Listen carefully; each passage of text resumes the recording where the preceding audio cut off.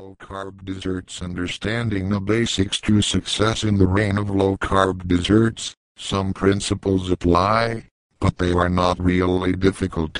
First, to achieve your goal, you must have the hard and fast knowledge of what foods are low carbs and which are high carbs.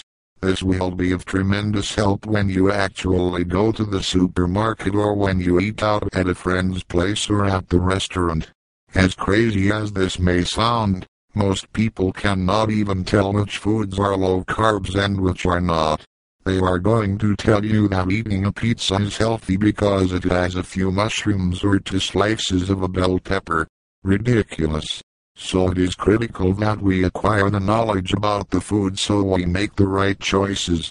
The second requirement is actually having the practical side handled. For this, you need to have the specific key ingredients at home, know where to get them, and also some good recipes. You will tend to notice that you have defined preferences for some desserts. Over time, you may get bored, and when you do, that's when you slip. That's when you realize the craving was stronger than you. So that's why it is essential that you have a variety of options to make the process of achieving your goal enjoyable in the long run. So, why are you on a low-carb diet? I assume if you are here, you must be following a low-carb diet of some kind and you are looking for low-carb desserts. But do you know why carbs are so bad?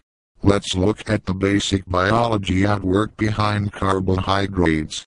Your body needs energy to perform its daily tasks, and the organism's cells use simple glucose as their fuel. Carbohydrates cannot be used directly as energy. When they are ingested, the body breaks them down with enzymes where they are progressively transformed into readily usable glucose.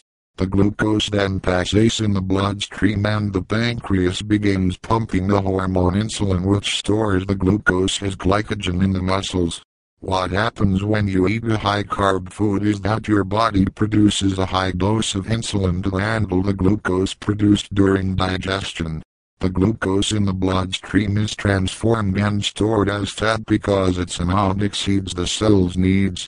So in order to lose weight, we actually need to monitor the content of carbohydrates so that we don't end up with a too high blood sugar level.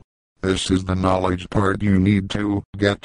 It becomes essential to be able to compare foods and know which will result in excess blood glucose. Low-carb desserts. Understanding the basics to success in the reign of low-carb desserts. Some principles apply, but they are not really difficult. First, to achieve your goal, you must have the hard and fast knowledge of what foods are low carbs and which are high carbs. This will be of tremendous